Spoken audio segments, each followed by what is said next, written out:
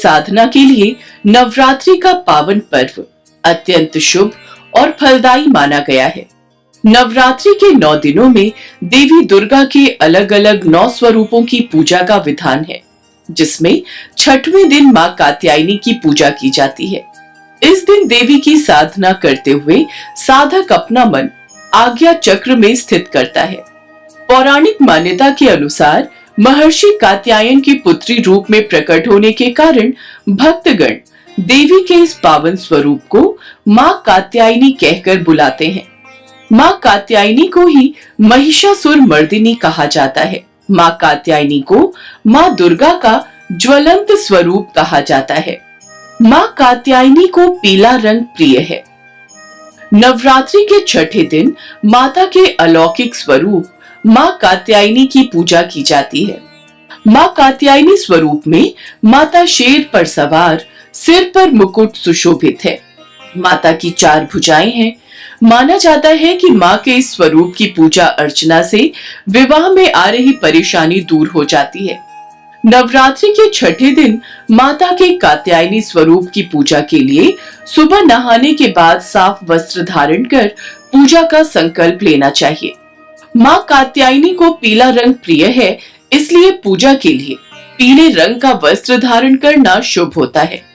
मां को अक्षत, रोली, कुमकुम, पीले पुष्प और भोग चढ़ाएं। माता की आरती और मंत्रों का जाप करें। माता को पीले रंग का भोग अति प्रिय है, इसलिए पीले रंग की मिठाइयां और पकवान मां कात्यायनी को भोग के रूप में चढ़ाया जाता है। माना जाता है कि मां कात्यायनी को शहद और पीले रंग का भोग अत्यंत प्रिय है। माता को शहद से तैयार हलवे का भोग लगा सकते हैं। मान्यताओं के अनुसार व्यक्ति को इनकी आराधना से रोग, शोक, संताप आदि से मुक्ति मिल सकती है। मां कात्यायनी की पूजा का लाभ। मान्यता है कि देवी दुर्गा के कात्यायनी स्वरूप की पूजा करने पर साधक की सभी मनोकामनाएं पूरी होती हैं और देवी के आशीर्वाद से उसे अर्थ, धर्म, काम और मोक्ष चारों की प्राप्ति हो जाती है। मां कात्यायनी की पूजा करने पर साधक की शत्रुओं पर विजय होती है। इनकी पूजा करने से अद्भुत शक्ति मिलती है और ये शत्रुओं का नाश भी हो जाता है। मां दुर्गा का यह छठा रूप अत्यंत दयालु भरा है। ऐसा माना जाता है कि मां दुर्गा ने अपने भक्तों की तपस्या को सफल करने के लिए यह रूप धारण किया था। आश्विन मास के शुक्ल पक्ष की षष्ठी तिथि को मां कात्यायनी की पूजा होती है। कहते हैं मां जगदम्बा की भक्ति पाने के लिए नवरात्रि के छठे दिन मां कात्यायनी का जाप करना जरूरी है। मां भगवती को क्यों कहते हैं मां कात्यायनी? पौराणिक कथा के अनुसार महर्षि कात्यायन की 3 पीढ़ियों से कोई कन्या उत्पन्न नहीं हुई और वो आदिशक्ति दुर्गा के पुजारी थे। वो चाहते थे कि उनके घर में माता भगवती पुत्री के रूप में जन्म ले।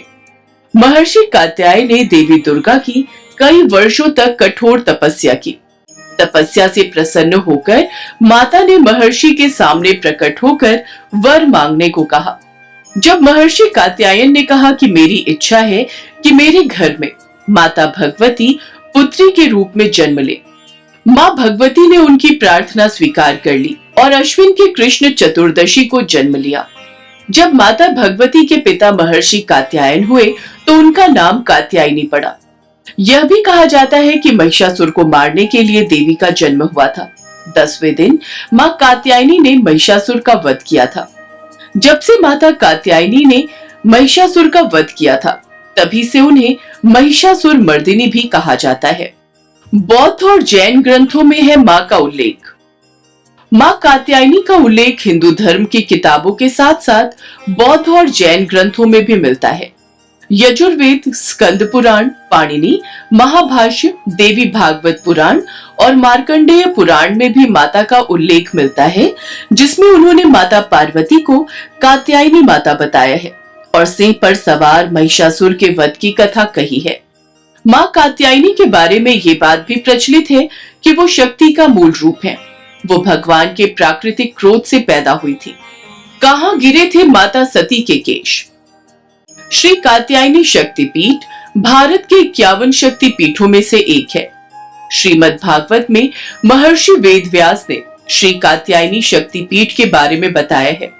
धार्मिक ग्रंथों के अनुसार जिस स्थान पर कात्यायनी शक्तिपीठ स्थित है, उस स्थान पर माता सती के केश गिरे थे। लोगों का मानना है कि राधा रानी ने भी भगवान कृष्ण को अपने वर रूप में पाने के लिए कात्यायनी माता की पूजा की थी। कात्यायनी शक्तिपीठ वृंदावन, मथुरा, उत्तर प्रदेश में स्थित है। यह एक बहुत ही प्राचीन सिद्ध पीठ है जो वृंदावन में राधा बाग के पास है। माता कात्यायनी को प्रसन्न करने के लिए करें ये उपाय। नवरात्रि के छठे दिन आप व्रत ना भी रख रहे हो, तब भी माता के इन उपायों को आजमा कर लाभ प्राप्त कर सकते हैं। माता के इन उपायों से वैवाहिक जीवन से जुड़ी परेशानियों का अंत होता है और आपके जीवन में धन धान्य की वृद्धि होती है। इसके साथ ही ये उपाय आपके व्यक्तित्व में भी निखार लेकर आते हैं। माता कात्यायनी को प्रसन्न करने के लिए आपको सुबह जल्दी उठकर स्नान ध्यान करना चाहिए और पीले वस्त्र धारण करने चाहिए। माता कात्यायनी को पीला रंग अति प्रिय है। इसके साथ ही आपको माता को पीले फूल अर्पित करने चाहिए और उनसे सुख समृद्धि की कामना करनी चाहिए। ये छोटा सा उपाय करके आप अपने जीवन में सुख शांति ला सकते हैं। साथ ही पारिवारिक जीवन में और प्रेम जीवन में भी आपको अच्छे परिणाम प्राप्त होते हैं। व्रत रखने वालों को पीले फूल माता को अवश्य अर्पित करने चाहिए। योग्य वर की प्राप्ति के लिए करें ये उपाय। इस दिन माता की कृपा प्राप्त करने के लिए आपको मां कात्यायनी को शहद अर्पित करना चाहिए। ये उपाय करने से आपके वैवाहिक जीवन में मिठास बनी रहती है। साथ ही जो लोग अविवाहित हैं, उन्हें योग्य वर वधु की प्राप्ति होती है। कात्यायनी माता को नवरात्रि के छठे दिन आपको 3 गांठ हल्दी की भी चढ़ानी चाहिए। इसके बाद हल्दी की इन गांठों को किसी शुद्ध स्थान पर आपको रख देना चाहिए। यह उपाय करके आप प्रगति के मार्ग पर अग्रसर होते हैं। साथ ही आपके शत्रु भी आप पर हावी नहीं हो पाते। मां कात्यायनी के मंत्र से बन जाते हैं बिगड़े काम। माता का आशीर्वाद प्राप्त करने के लिए आपको ओम देवी कात्यायन्ये नमः मंत्र का यथासंभव जप नवरात्रि के छठे दिन करना चाहिए। ऐसा माना जाता है कि इस मंत्र के जप से आपका आभा मंडल मजबूत होता है। साथ ही सामाजिक स्तर पर भी आपको अच्छे परिणाम प्राप्त होते हैं। इस मंत्र का प्रतिदिन जप करने से बिगड़ते काम भी बनने लगते हैं। इस दिन संभव हो तो दूध में केसर मिलाकर आपको माता कात्यायनी का अभिषेक भी करना चाहिए। यह उपाय आपकी सारी समस्याओं का हल साबित हो सकता है। इस उपाय को आजमाने से आपकी आर्थिक स्थिति सुधरती है, आत्मविश्वास में वृद्धि होती है और करियर के क्षेत्र में भी सुखद परिणाम प्राप्त होते हैं। अगर आपको हमारा ये वीडियो पसंद आया हो तो इसे लाइक, शेयर और चैनल को सब्सक्राइब जरूर करें।